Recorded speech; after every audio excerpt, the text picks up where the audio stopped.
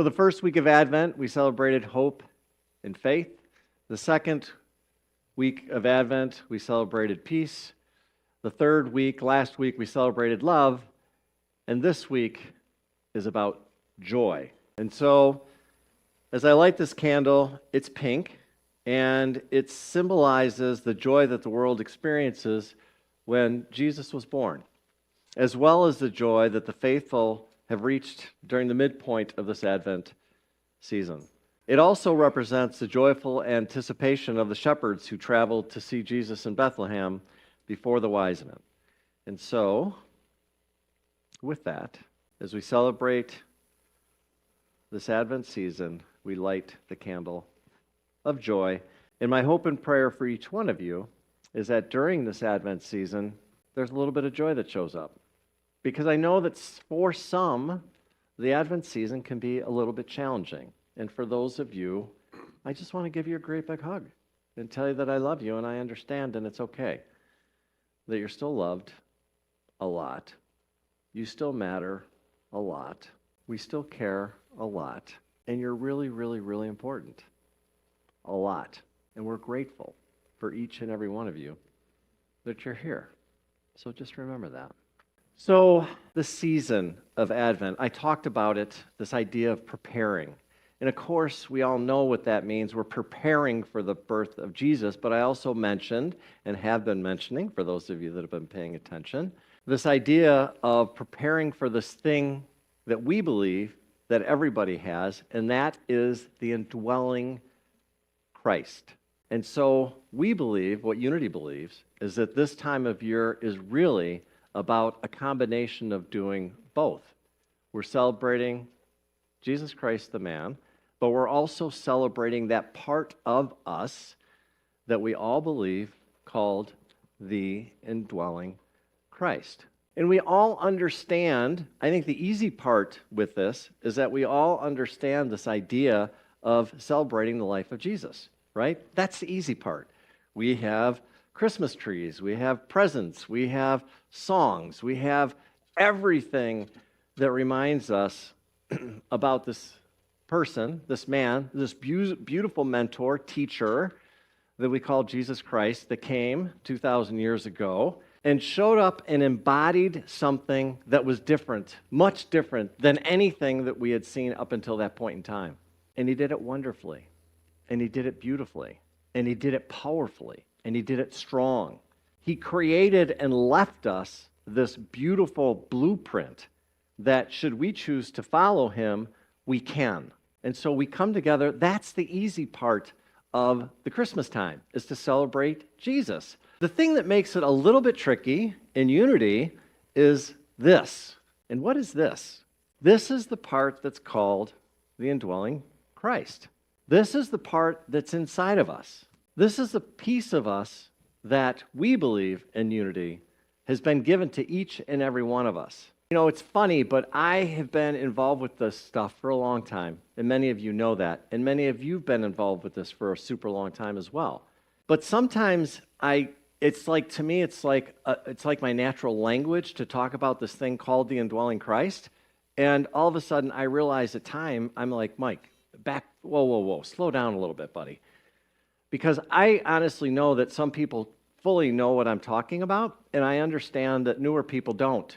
And so what I wanted to do is slow down a little bit this morning and talk about this thing so that there is an understanding, so that we can come together and go, oh, now I get it. Now I know what he's talking about, right? So in Unity, what we believe is that we're all created by God, all of us.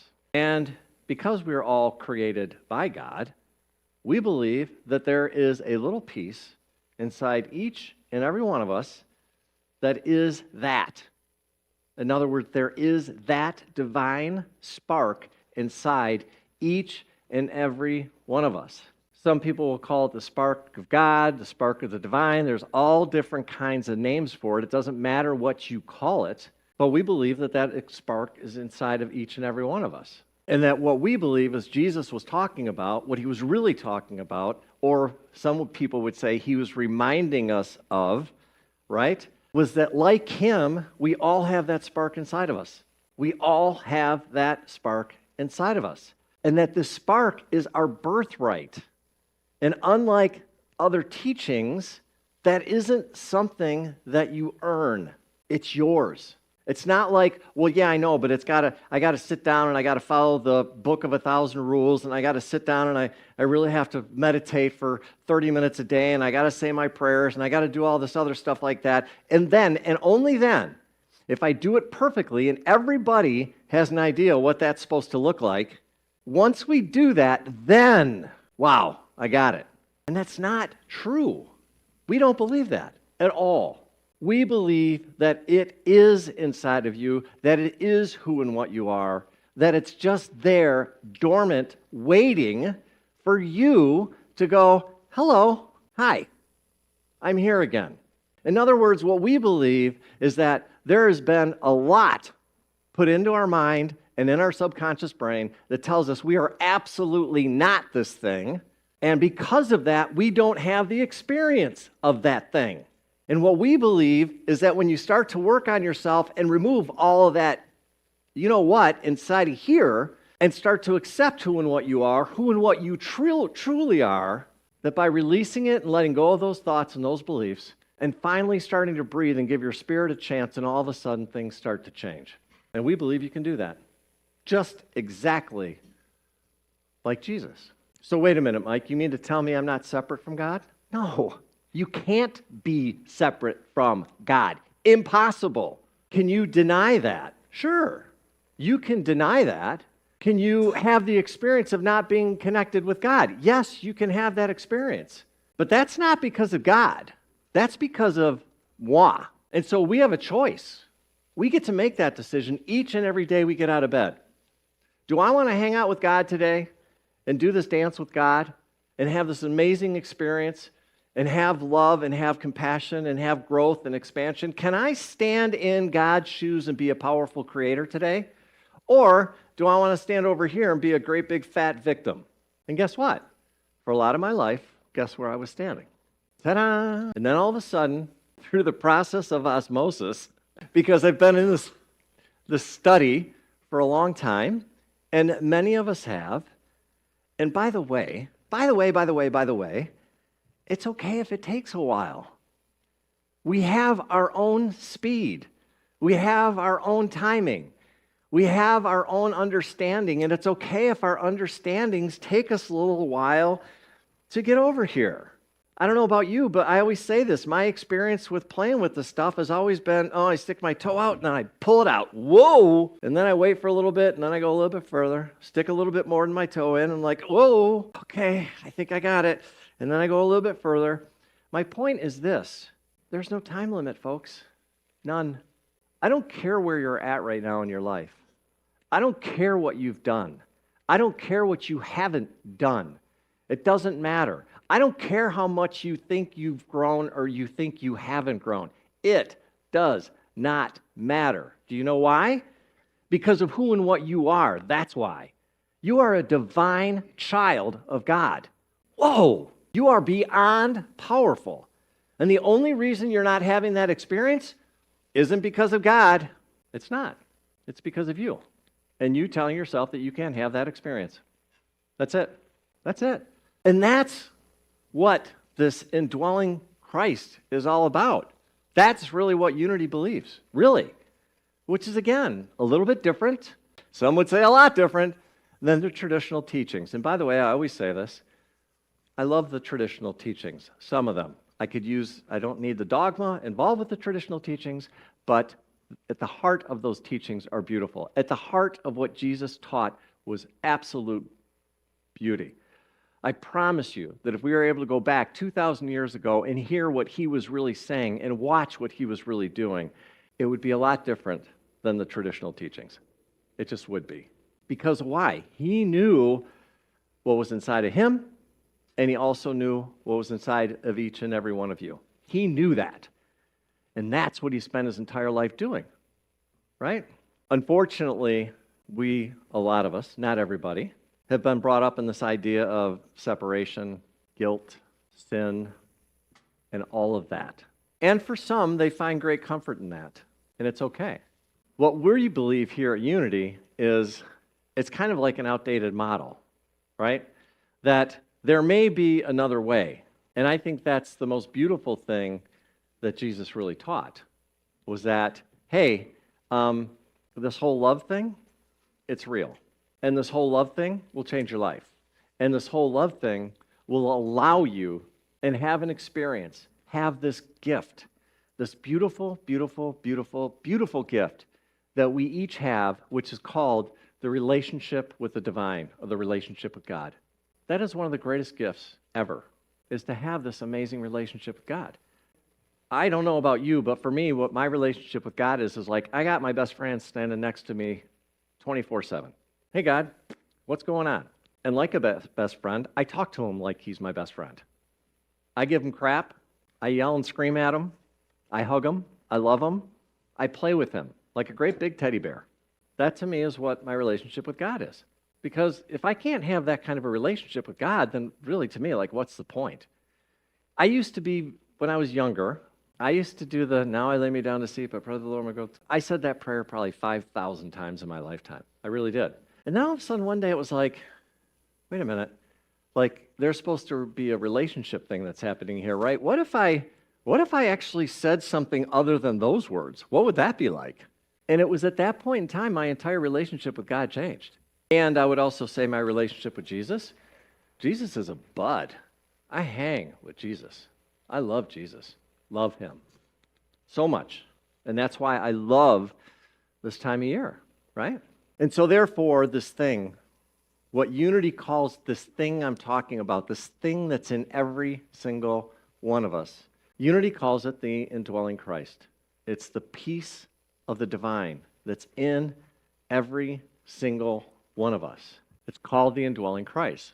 And of course, while we do believe that Jesus was the man, he walked the earth, he had good days, he had bad days, he had days he was trying to figure out, and then ultimately he had days when he knew fully who and what he was. And then it was like, oh, I get it. So at first he was trying to figure it out too. He was trying to figure it out, just like every one of you are trying to figure it out. And just because you're doing it your way doesn't mean that his ways was necessarily better. It was different. And I'm going to tell you something. When you start to play with the stuff, what you're going to realize is your way is absolutely, divinely perfect based on you, not anybody else. My path is not going to look like your path. Do not follow me. Please, dear God, do not. It has not been a good time until now. If you looked at my life prior to now, I'm telling you, like every one of you, I've struggled. Like every one of you, I've been on the floor in a ball, crying in tears because I was struggling so hard with life. There's been extreme pain and difficulty in my life. Not a lot of fun. But you know what? Here's what I did. I went like this.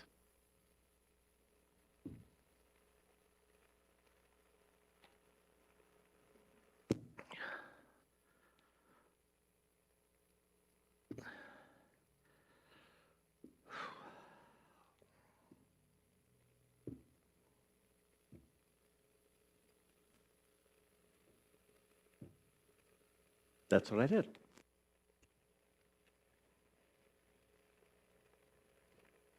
One step at a time. One step. That one step. Even when you're not sure, even when you're struggling, even when it's hard, just take that one step. Just do that. That's all you need to do. That's all that life is asking you to do. One step, even if it's short, even if it's hard, even if it's not sure, even if you're frustrated, even if you're in tears, even if you don't understand, that one step will make all the difference. So, it's Christmas. And my hope and prayer for you is that you remember that. You remember who and what you are. You actually take a moment to sit down, to be with yourself. And if you don't know exactly what to do or how to do it, I'm here. We can talk. But it doesn't need to be complicated, folks. It doesn't. You can just sit down and say a simple prayer and say, hey, life, hey, universe, this thing called the indwelling Christ, sounds like Greek to me, but maybe I'm going to trust what this crazy guy called Mike is saying, and I'm going to start to acknowledge this thing called the indwelling Christ. And maybe, just maybe, I'm not going to know what that looks like. Which, spoiler alert, when you first start this journey, you have no clue. But that's part of the process. It's just this expansion. It's the awakening, right? But again, what I want to try and tell you is that there is a perfect, flawlessly perfect plan for you, for your life, for your divinity, for your awakening that's unique unto you. And it doesn't mean that my way is better. It doesn't mean that any way is better. But here's what I do know. Each and every one of us has that part, that piece, that Christ piece inside of us. And if we listen to what Jesus said and trust what it was that he said, then there honestly could be a whole bunch of Christs. Look at Jesus himself said, "This and far greater things will you do." That's what he said. And what we believe is that then there can be many more. Wait a minute, Mike. So you mean to tell me there could be a Joan Christ? Could there be a Jerry Christ? Oh, yeah. A Leah, a Susie, or a Marta Christ? 100%. And a you Christ? Yes. That's exactly what he said. But there's work to do. As always, there's work. So, Merry Christmas. I'm so glad you came and joined us this morning. I hope there may have been a nugget or two you get to take away from this talk. I hope that you're able to enjoy the rest of the season. Just know that there are people that are struggling. Please keep them in our thoughts and prayers. To Keith and Don out there, for those of you that know Keith and Don, please keep Keith and Don in your thoughts and prayers as we go forward in the season. Other than that, I just wish you the happiest Merry Christmas. God bless, and I hope you have a great rest of your day. Hey, it's Reverend Mike here. I just wanted to stop for a moment before you get on with your day, and thank you so much for spending time with us this morning. It means the world to us, and I just wanted to let you know if there's anything that we can do to make your experience even better, please do not hesitate to reach out by going to our website. I also wanted to offer you the opportunity for us to get together and sit down so I could get to know you a little bit better and answer any questions that you have. I can either do that by either getting together in person, have a cup of coffee, or we can meet online via Zoom. If you're interested, please don't hesitate to reach out. You can reach me at michael@courage2thrive.com. And lastly, if you find these messages are helping you, we would be tremendously grateful if you'd consider donating to the center. The best and the easiest way to do that is simple. Just go to our website. Again, thank you so much. Hope you have a great day. Hope you're doing well. God bless, and we hope to see you soon. Bye-bye now.